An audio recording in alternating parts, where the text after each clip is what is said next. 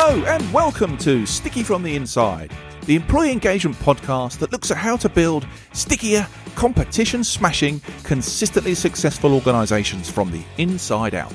I'm your host, Andy Goram, and I'm on a mission to help more businesses turn the lights on behind the eyes of their employees, light the fires within them, and create tons more success for everyone.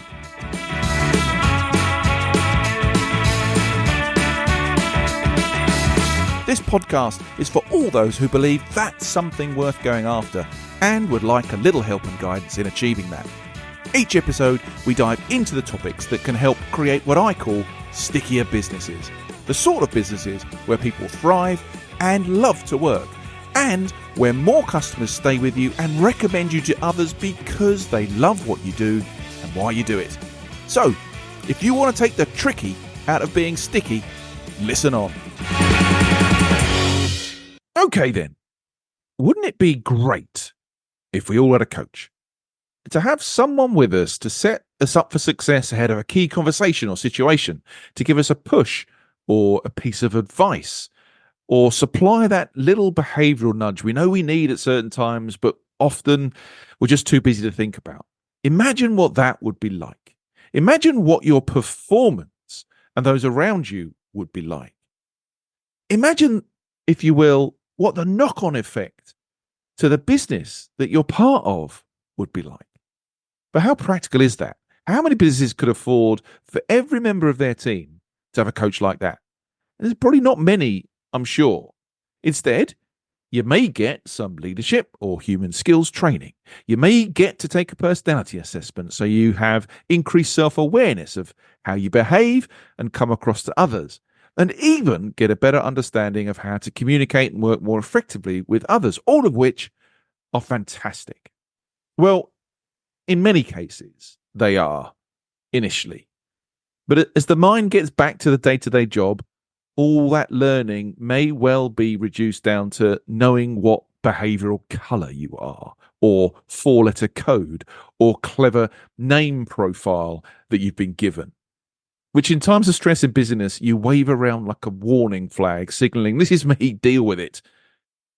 What if there was, though, a way of hardwiring all that good, well-intentioned stuff into practical uses in day-to-day life, affordably, for everyone in your business, in a way that meant it felt like you had that coach watching you and whispering in your ear just at the right moment to ensure you performed at your best, or at least more effectively, and enabled the people you were working with to do the very same. How good would that be? Well, with me today is James Lawrence, leadership expert and co-founder of Happy Companies. Now, in his quest to find solutions to these engagement and performance issues faced by much of the working world, he's spoken to dozens and dozens of CEOs and businesses to see how we can really switch the people performance boosters on, deliver that coaching effect, and create happier, more fulfilled and successful workplaces. And he's here to share his thoughts and insights with us on how we can do just that today. Welcome to the show, James. Oh, thank you, Andy. Appreciate it. Lovely to have you here, mate. First of all, love the company title, Happy. I mean, that says it all, right? That says it all. I'm sitting here looking at your smiley face, and you are an example of the company name, my friend. Well, I have to tell you, after hearing your introduction, I need to bottle you and reuse you somehow over in my other phone calls and meetings. That's very, very kind of you. This topic today, I mean, that picture we've just sort of painted of having a personalized coach whispering in your ear, setting you up for success, putting you in the right place in the right moment. I cannot wait to talk about how we could possibly bring that to more people. But before I act like an excited puppy, let's just take a moment and do me a favor, James, will you? Can you just give us a bit of a brief introduction to you and what your background's been and what you're focused on today, please? Yeah, sure, Andy. Well, I always start, I try not to take too much time, but I want to start by talking about my childhood. Okay. And you might laugh, but both of my parents were psychologists. Oh, I love that. So that explains a lot.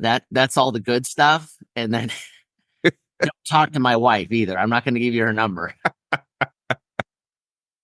It's funny though. I've been an entrepreneur my whole life, and two parents that are psychologists, and then I dropped out of college. I was attending UCLA. I would also say that's probably on the list of things not to do is to go home from college and tell your two PhD parents you're dropping out of school. That goes down well, right?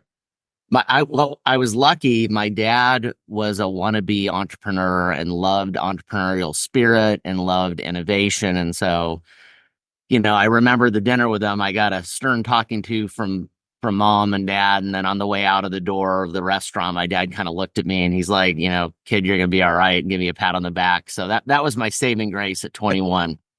But no, I mean, always have been in love with the mind and relationships, and really was an entrepreneur my whole life. And so I'm 48 now and have started and run 4 companies, but certainly have learned the challenges of leadership firsthand.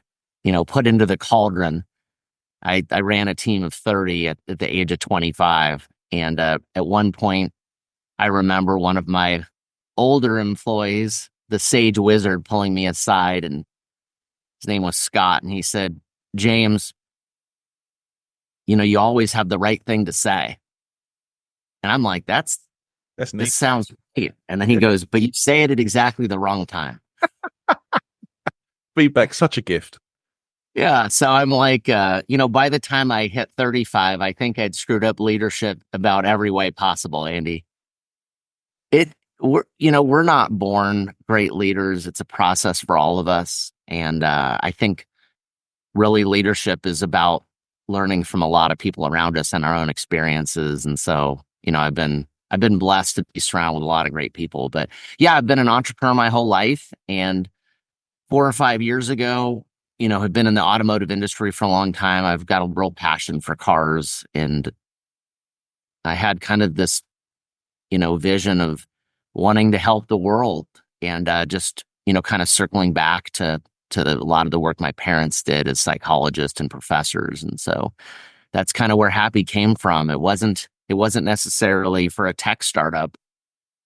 You want to tell this grand story of how you're going to be the next Facebook. And, I may be the dumbest man alive, Andy. I'm the one that's dumped, a lot of money in something that wants to change the world, but not necessarily totally financially motivated. So I don't think you're the dumbest person in this room, so I think you'll be fine in this conversation today.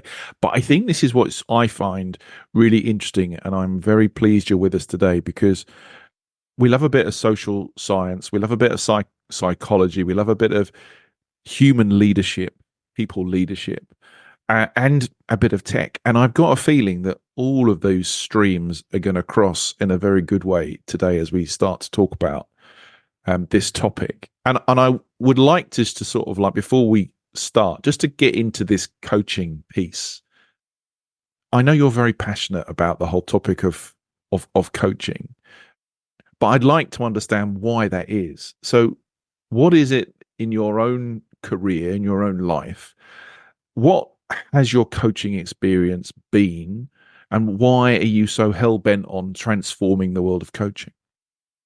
I think we all have people in our lives. When we talk about coaching, I think the first thing I like to talk about a little bit is the perception that people have about who's coaching them. And a lot of times somebody will say, well, I don't have a coach. I've never had a coach.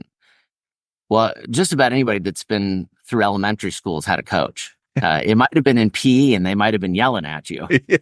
But, the concept of coaching is really, what can I take from others? What inspiration, what guidance, what insights, what nuggets, what life advice, right? And so Gallup talks about, and I'm a big fan of this concept of your best friend at work. And so, I think, you do surround yourself with coaches. The question's really, how intentional are you with it? And it took me a long time to understand that we all have coaches.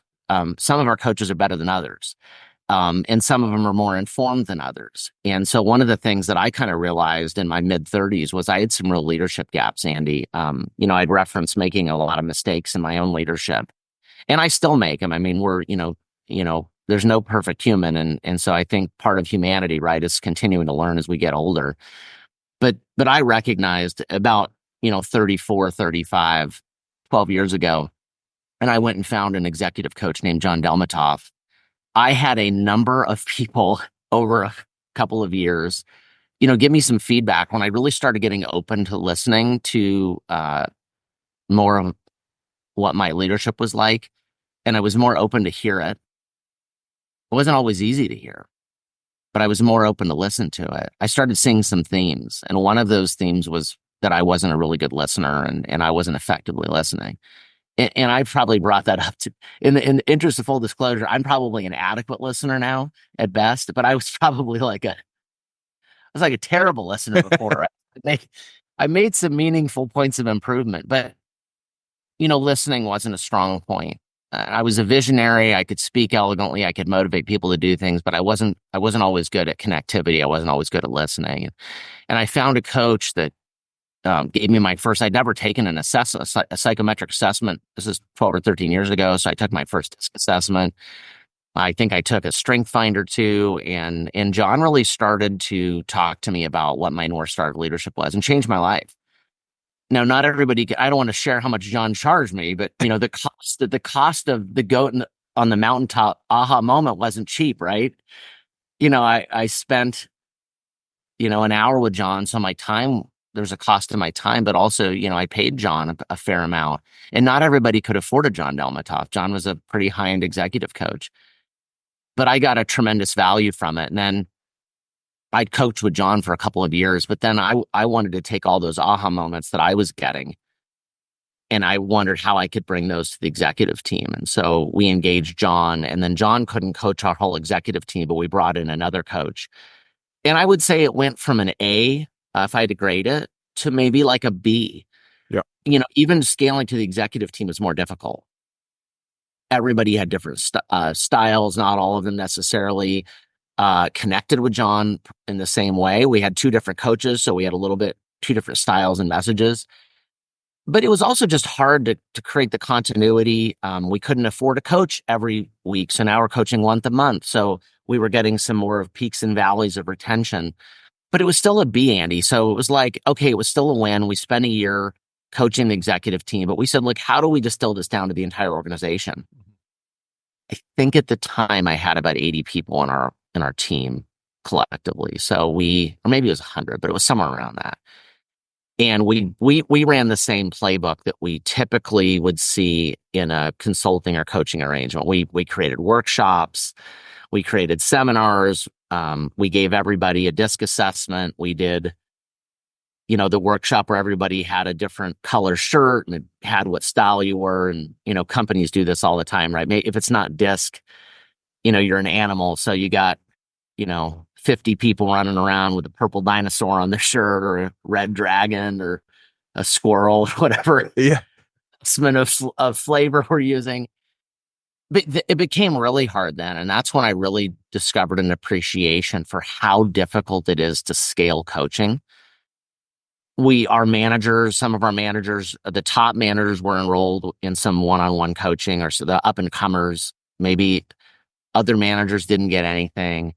And it was just really hard, Andy. It was hard to consistently win at scale. And so, we were very intentional about it, but 6 months afterward, we kind of did an assessment of our EQ and our organizational culture and kind of what our gains were. And we had gains, but they were just really inconsistent. We'd had maybe 2 months in, people were telling us via surveys that they got a lot from it. And then 6 months in, it was like, we made a difference, but it wasn't sustained. And that's where kind of the earliest, I wouldn't say the concept for happy came from, but it's where we recognized organizational pain, that there are CEOs and business leaders all over, the world that do want to make actionable, meaningful cultural improvements in their company. But it's just really hard. It's hard to do. And I know in your line of work, I know you feel this, one-on-one work with somebody is very, has a lot of meaningful points of value. And then when you do a seminar, there's also a lot of meaningful gain. The problem comes what happens 6 months after the seminar. It's not that the seminar didn't have value. It's that how is it ingrained in someone's daily flow of work on how to improve their work relationship with someone, or how to improve their communication skills, or how to improve their team collaboration. So a lot of times there's a little bit of a misunderstanding when I first talk to someone in Happy, especially we have a lot of coaches and consultants that we're partners with. But at first they go, I mean, I had a noted, well-known coach. The very first thing that she said to me was, I think you're trying to take my job. And I actually responded and I said, no piece of AI or no piece of software is going to ever take your job of working one-on-one with humans. That's always going to be the North Star. But we can help you become a better coach. We can give you tools that you can install in an organization that can help them, because I haven't found any organization, including the most profitable ones, that can afford a human coach for every single employee. I think that's the thing, isn't it? Here, the scalability and the sustainability of this thing. So you may well have just alluded to it, but just to dig a little deeper, when you were thinking about Happy and thinking about this world of coaching as a maybe a solution, what was the problem you were really trying to solve? That's a fun question. So I'm going to start off, since this is your space, I'm going to turn around and ask you a question. Okay. Have you walked into an organization that in some corner of it didn't have people problems? No. So Sadly not. yeah, I mean, we're messy, sorry, humans are just, we're uniquely human, right? And so one thing we know is the best performing organizations, the most profitable ones, the most productive ones, they have high levels of organizational culture. And I don't like using the word employee engagement. I know that was the buzzword over the last couple of years, and employee engagement means a lot of different things to a lot of different people. And the reason I don't like it is because of the fact that it's not specific and definitive. I much prefer the term organizational culture. Mm-hmm. And not just the word culture, because when sometimes CEOs or leaders hear the word culture, they think, oh, that's, frappuccinos at lunch, Yeah. that's optional.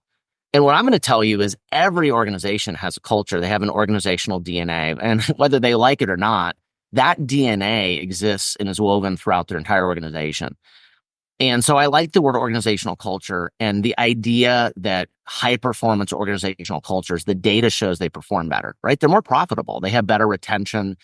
And the delta between a top 25% organizational culture and an average one. And by the way, not top 25 to bottom 25, top 25 to average is 20 to 40 points of retention difference, percent difference. So, I had a conversation with the CEO yesterday that's looking at Happy, and we're having kind of this wine-ranging discussion about the ROI. And one of the things I said is like, if you have to have the discussion about the ROI of organizational culture, you just haven't read enough. And I don't mean that to be insulting, but organizational culture drives business performance. And so you ask me, what's the problem we're trying to solve? In most organizations, work relationships are left up to the people, to the employees, and to the bosses and managers. And the problem with that is, number one, what we just said: high performance culture, high performing organizational cultures get better outcomes. But the second thing is that the second driver of performance is the manager employee relationship. Yeah. What's the quality of that? Is it healthy? Does a manager understand the people that work for them? And conversely, is the manager able to meet the employees where they are and not go, well, my employee, my direct report, they need to understand me better. I mean, that's a great theory. It's just not practical. It's the leader's job to adapt, not the employee's job to adapt, right? Yeah, precisely. So that's the problem we're trying to solve, really. I mean, I can give you a whole bunch of bullet points of what Happy does, because there's a lot of, tertiary things, benefits. But at the end of the day, it's organizational culture and improving work relationships, and most specifically manager effectiveness. Because those are the guys who have to get people to do stuff, right? Often things perhaps they don't want to do, or don't feel confident of doing, or capable of doing, or they're just in a funk and now give it to somebody else.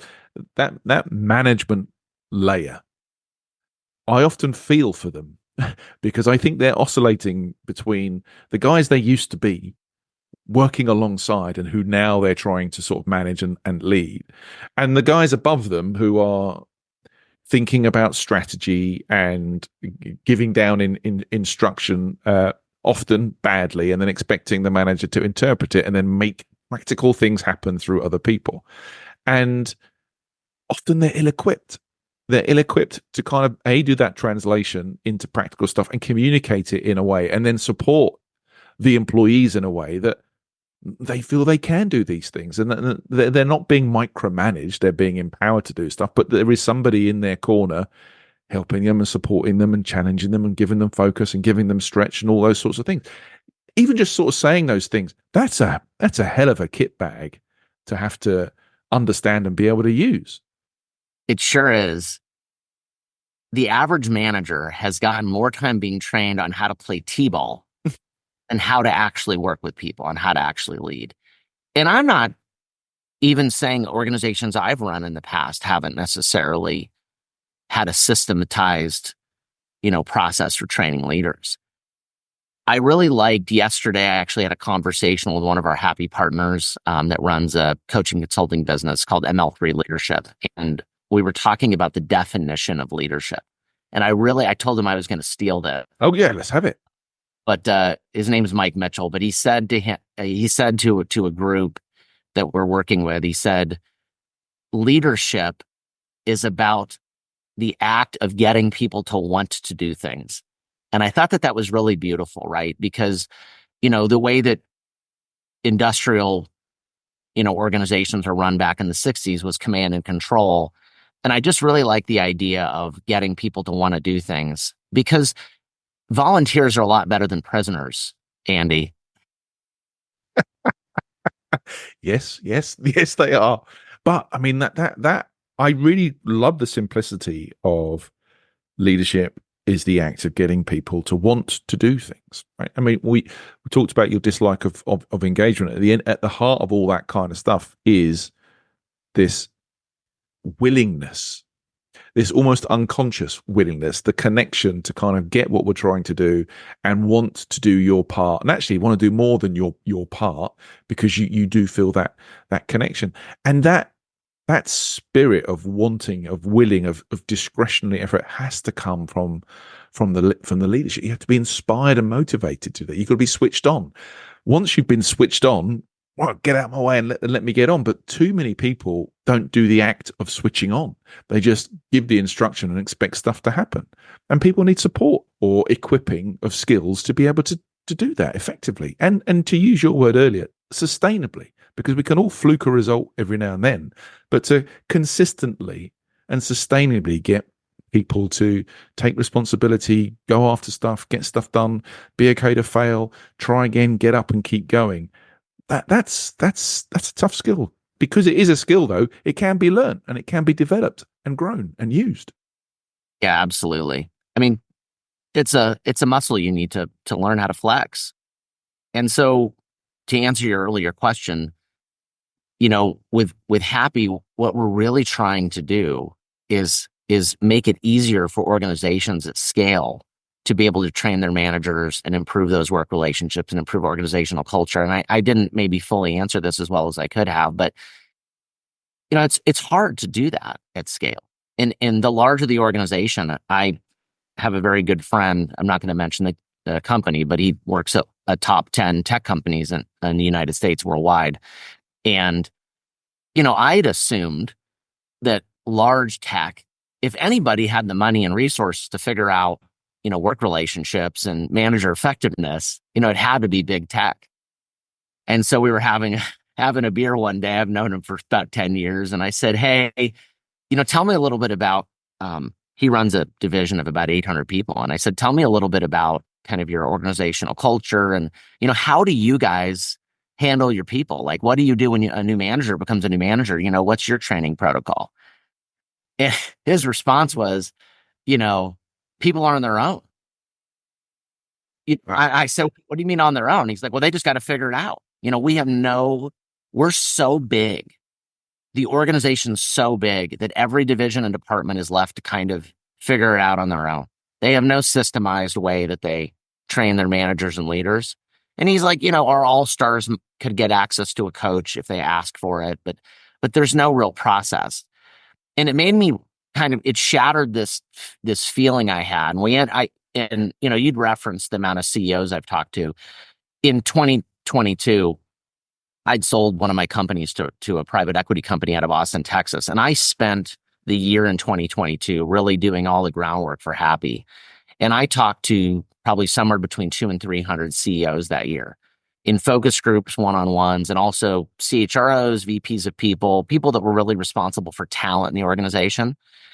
And I came to really appreciate the fact that it wasn't that people didn't care about organizational culture or manager relationships or work relationships or communication or collaboration. I mean, everybody said that it was important, but there was no button to press. There was like no way to do this in a way that was scalable and lightweight and could kind of extract through an entire organization. I mean, it was just painful. And, even the best some of the top CEOs I spoke with that cared about organizational culture, they talked about that they wanted to do better, but they just didn't know what to do. And so it really encouraged me. And by the way, Happy's not the only company working on this, right? There's other companies that are working to solve this problem, which is great. I mean, I feel like this is a big space. There's room for a lot of different solutions. But great CEOs want to invest in their people. They just don't have a great way to do it in an actionable, scalable way. And so that's kind of where AI and being able to kind of implement a solution like Happy at scale really, has some merit. I think there's a couple of things I just want to sort of dig into there before we go and get into the sweet spot, I think, of science, coaching, and technology. Is the comment you made around all stars and maybe execs getting access to coaching and training. I mean, that's the traditional world of coaching. You get to a certain level and now we'll get you a coach. And yet we've just talked about the biggest, group of people who I think are the ones who could really do with this sort of stuff, this sort of management group in the middle, because they're the ones who are going to affect more people tangibly, practically every day in their actions. So if the scale thing is incredibly important, because that's where the lion's share of people are in an organization that can have an effect on a direct effect on people. So opening up, as we'll get into, the benefits of coaching, loosely training to that cohort, I think are massively, massively important. And then this backs up the other thing you were saying before about culture and all businesses having a culture, whether they want it or not. And actually, in my experiences, businesses have lots of little microcultures all over them. Yeah, You're sure. going to have a culture. It might as well be the one you really want and need. And in which case, if that is the case, then this is the sort of very stuff that will help you cultivate and nurture the right culture for the business, the culture that enables the business to perform and the people inside it to really get on and thrive. And that's something you should be really intentional about, in my opinion. Yeah, for sure. So when we think about what Happy's up to, because let's have a chat about exactly what it is you're trying to do. I mentioned the sweet spot of science, coaching, and technology, and we've sort of like skirted around those things in the conversation so far. So what is it you're doing? Why is it different? And come back full circle, why on earth is it needed, James, right? Yeah, so Happy's a platform that provides AI enhanced coaching at scale, but we do it right through the tools employees already use every day, like Slack, Teams, Zoom, Chrome, email. We basically build a user manual for a company in about 10 minutes. But what makes Happy unique is that all of the coaching is mirrored around a similar principle that every great human coach uses, which is it's personalized and contextualized for you. So Happy learns your work style in, say, like, for example, your boss's work style. And then when you get coaching on your boss through Happy, it's personalized for you based on your the behavioral science, your exact work style and your boss's work style. So all of the coaching is personalized and contextualized both directions. And that's how it works with a great human coach, right? If you are working with somebody, an executive that tends to be very assertive, you'll probably modify your coaching guidance and insights based around the fact that your coachee is already very assertive. So you wouldn't tell a CEO that was already a type A personality that they needed to be significantly more assertive, right? So happy works the same way. It understands the context of the relationships. And then the other challenge you have at scale is, who do you give coaching on? Mm. How do you know who to coach if you're trying to coach at scale? And so Happy uses some collaborative algorithms that are taken from social media to understand in an organization who you're working with. And so because we plug into Slack and a lot of these flow of work tools, we know who you're working with. And so if you're sending a lot of Slacks to your boss, Happy is able to give you coaching on your boss because it knows you're communicating with your boss a lot. Now, it's totally confidential. It's totally private. We're not recording any of your dialogue or any of your conversations. It's completely anonymous. But we do know that who you work with inside the company, and then we provide more coaching to people you work with more frequently. Yeah, that network analysis stuff I'm familiar with. We had Jarkko Kaikaloma from Finland. It's an easy name for him to say. It's a really hard name for me to say. And he was a fascinating guy because he was really talking about the power of this sort of people data, and in particular the network analysis, and what that was really doing to enhance understanding of culture and relationships within business. So I think the network analysis stuff is fabulous. I also think that contextual personalization thing is incredibly important. Like you say, when you receive really good coaching from somebody, it does cover both those bases. It's incredibly targeted to you and your situation, but then it's played out, or the scenarios that you talk about, that the things that you try and get hold of are all very contextual, but reality. Here's a situation. How would you deal with this? How could you deal with this? What's in your kit bag to deal with it? That's doing that through tech. How's that achievable? To really get that personal contextualization. Yeah, it's a mixture of, we've got a saying at Happy, which is the right coaching at the right time at the right moment. You've got to hit on all three. Coaching at the wrong time isn't well received. The wrong coaching obviously isn't helpful. But the question really becomes, how do you connect with somebody? And so that's where the science comes in. And what I like to talk about when we talk about behavioral science is every single person's unique. So there's 7 billion people in the world. All 7 billion of us have, some, different experiences. We have a different background. Our brain processes conversations differently. Anybody that's married knows that intimately well.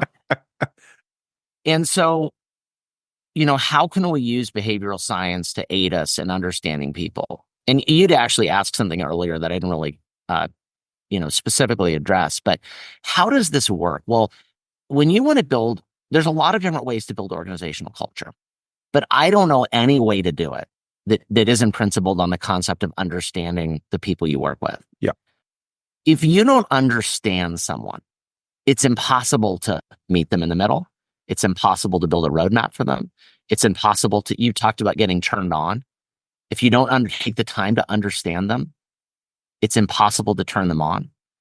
And there's a part of leadership coaching I dislike, which is this idea that everybody should just naturally be able to read their employees. Yeah. Well, some of us are born with the ability to be intuitive and to be more sensing, to be more people oriented, where we can pick up on some of those natural cues, but we're not all built that way. Nope. And so some of us are more analytical and more data oriented, or have a hard time reading people. And so, sometimes somebody that's very intuitive will say something like, well, if you would just pay attention, you'd understand that. And I'll say, not everybody's brains are wired as an intuitive sensing person. And so what I like about behavioral science is it's not a definitive description of who you are, but it helps. It's a big data point learning what the science says about you is very valuable for a lot of people. Now, I might know my wife pretty well. I might not need to know my wife's work style because I might know it so well. But it might be useful for me to get some tips on how I could modify my behaviors. And so I would say, even for somebody, even your boss that you work with every single day that you might be very connected to, you might go, oh, this sounds just like my boss. You know, I looked at my happy work style and I looked at my boss's work style in Slack, and that's totally spot on. I already know that. So why is that even useful to me? Well, in the moment of frustration, a couple of actionable tips on how to work with your boss is a great reminder. And so, I think that principle of understanding is really critical. I mean, I think that's what underpins the science, but it is, again, it's not a definitive. It's in a very important point, but everybody is unique. So we have to, on the one hand, develop an understanding of someone that's born of our experience for them. But the science is 95% accurate. It's not 100%, but it's 95% accurate. And so it provides a really good data point of how someone might behave under a period of stress, or if you want to pitch an idea to someone, it provides a really good data point on how they might respond to you. Yes, I love these tools. Not all tools are created equal, let's be honest, but I really like using these tools because I think the gap between assuming why someone behaves like they behave or how they come across versus knowing is often massive. But the key to getting to that point doesn't matter whether you are, I guess, naturally empathetic and you can pick up all this stuff, or perhaps you're a more reserved, observing individual who uses data. It all comes down to curiosity at the end of the day. Either you're happy to ask loads of questions because you're a naturally inquisitive person who just loves to chat, or perhaps if you're more data oriented, actually curiosity is getting to the heart of the hard data that gives you an answer. That's where I think this stuff applies to everybody. And whether it's 90%, 95% accurate, it's going to put you far, far closer to the target than if you just based on natural assumption most of the time, regardless who you are. I can't tell you how right you are. I mean, just the fact that individuals are taking the time to understand their coworkers that they engage with, and not just making assumptions, but actually taking time to understand them, is really important. That sends huge trust signals, by the way, just the very act of doing that, of being naturally inquisitive about somebody. I think also something that is often kind of underutilized is this concept of, what is your organization like to a new employee, either early in their career or somebody that's just joined your company? And then what tools are you giving them to kind of fit into and understand what the fabric is of your company? Like, do they understand the organizational DNA?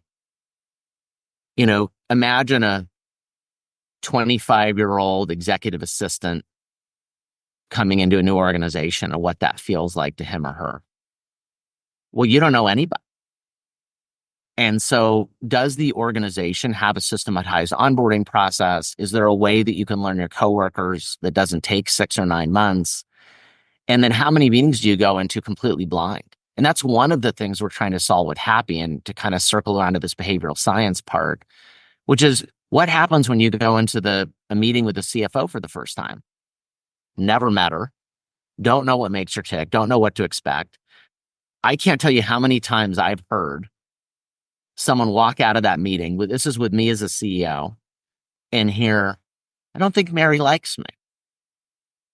Well, it turns out that Mary's maybe pretty introverted, very data oriented, maybe takes a while to warm up in a relationship. And maybe the person saying that is very extroverted, very people oriented, maybe evaluates relationships based on just the warmth of the initial relationship. And so if they're not talking, which is maybe their love language, right, is a lot of engagement, they go, well, I don't think this person even likes me. And what I would like to do, and how I want to change the world, is have somebody, whether you use Happy or another tool, I want you to walk into that meeting with this advice. Mary loves data, and she's likely to be pretty quiet in her first meeting. She's probably going to do a lot of listening. Well, that's really valuable because you go into that going like, oh, okay. Like I understand a little bit more about what I'm going to get. And I would even like someone to be able to look up Mary's profile because in Happy, you can put a profile where you can tell your own story at work. And so in Happy, there's the work style and then there's the profile. And the profile's optional, but if you want to tell your own story, you can do it. You can say what makes you happy, what makes you grumpy. You can put some personalized background. And I like it even more when someone tells that narrative, like, I am a listener first. I tend to listen first. I seek to understand. I'm really guarded with my opinions. I really like to think through things before I respond. And that's not the science. That's someone sharing kind of their own story. Yeah. And the beauty in that is now when you go into the meeting with Mary and Mary's your CFO, and maybe you don't work with Mary every day, but maybe you've got a relationship with Mary where you're meeting with her once a month. You walk into that first meeting understanding a little bit of what to expect. It doesn't take 6 months. And maybe even you know that Mary loves baseball.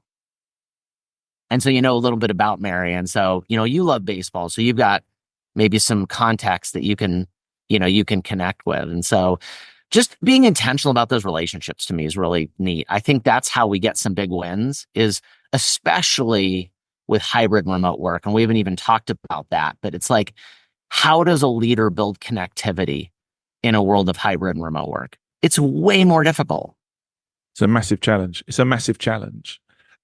I love this concept that if I understand what Happy's trying to do or succeeding in doing is giving me those helpful prompts before I go into a meeting with somebody or I'm going to work on a project with somebody, just giving me a little bit of help to understand who I'm dealing with, how I might deal with them, some tips to kind of like either pull my jets and realize it's not that they don't like me, they just like to listen, or perhaps that they're the sort of person that wants to know facts and data, and therefore if I come prepared in that way, actually our conversations can be more effective. If that's what Happy is doing, amazing. How's it learning? Because I guess we look at, I think that the term AI is thrown around, goodness me, willy-nilly at the moment, but where do you see what Happy's doing today? Where do you see it going with all the kind of fast moving, changing tech that's kind of coming through? Where's your vision for all this stuff, James? What do you hope to deliver? Yeah, it's a great question. When you start looking at the roadmap, I think it comes down to two things. Certainly, technology is going to continue to evolve, but we can't forget at the heart of this is the human experience. And so the big question becomes, how do we continue to evolve technology that people actually want to use? It's not a burden. And I'm a big believer in building insights into the flow of work because nobody wants something else to have to remember to log into. We already have, 47 logins and 932 passwords. So the question becomes, it's really a merger of art and science. I think I've been asked this question before in podcasts and interviews. And I think sometimes people want this like very sexy tech answer. And my response is more, how do we combine art and science so that the user, the employee, seamlessly and fluidly gets an experience that really is helpful to them? And I don't know that just comes from like the AI being better, because we use AI in a number of spots in Happy. And it's a considerable part of our roadmap. But I don't know if that's like the magical thing as much as, say, for example, in a Zoom meeting, how intuitively and naturally can we coach someone during a meeting? And is that really, is it the AI that's figuring out what to prompt us? Or is it the design of the Happy interface and how just natural it feels to you? And what I like to think, Andy, is it's a combo of those things. Like if you're having a meeting with somebody that you work with and we can find a way to seamlessly deliver a tip in your meeting, like let's say your tone is getting too aggressive. If we can, just like a great coach, put a hand on your shoulder in that moment, what's that worth? That to me, and that's not something we have today, but it is something that I feel like that's a good example that I use about the intersection between technology and science. Now, there's a lot of beautiful things Happy does do today that helps people and can help you in a Teams video call.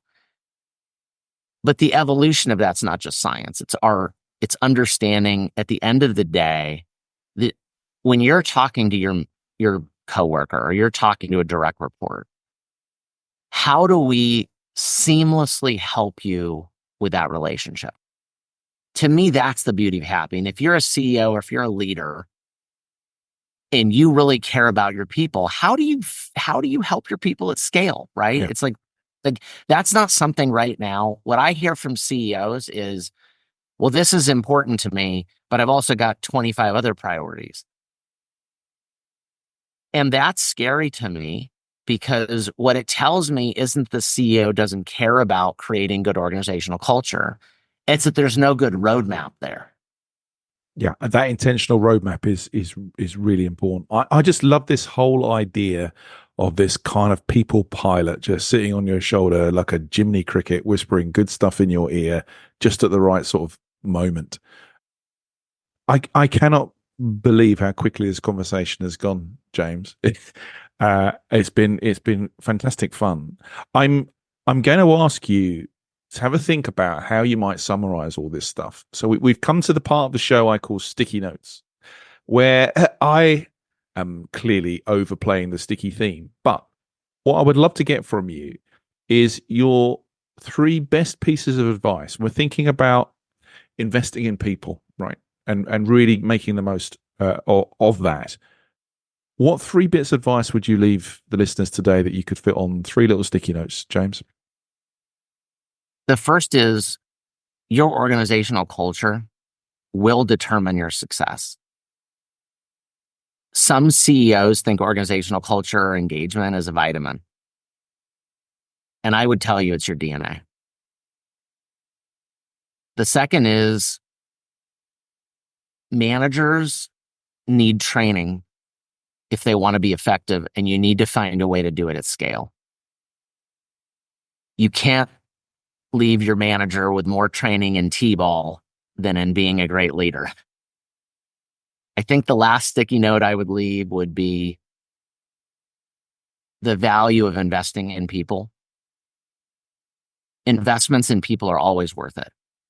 I haven't yet found a CEO that we've worked with that has told me at the end of the call or the end of the meeting, at the end of our engagement, said, boy, James, investing in my people just didn't pan out. What an epic failure.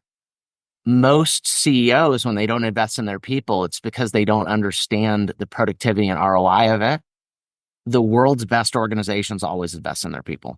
And so if you want to be, you want to be an industry leader, you want to be iconic, you want to really grow your business, it really starts with the people that work inside your walls every day. James, I have absolutely loved meeting you and listening to you. I'm incredibly excited to see where Happy goes. If people would like to find out a bit more about you and a bit more about Happy and the product and everything, where can they go? happycompanies.com. Everything you need to know. All wrapped up in one. Well, James, it leads me to say thank you so much for coming on. I wish you the very, very best of luck with everything. And as I said, I really look forward to seeing what happens with Happy. Andy, thank you very much. It's been a pleasure to be a guest here. You're welcome, my friend. Take care. Okay, everyone, that was James Lawrence. And if you'd like to find out a bit more about him or any of the things we've talked about in today's show, please check out the show notes. So, that concludes today's episode. I hope you've enjoyed it, found it interesting, and heard something maybe that will help you become a stickier, more successful business from the inside going forward. If you have, please like, comment, and subscribe. It really helps. I'm Andy Goram, and you've been listening to the Sticky from the Inside podcast. Until next time, thanks for listening.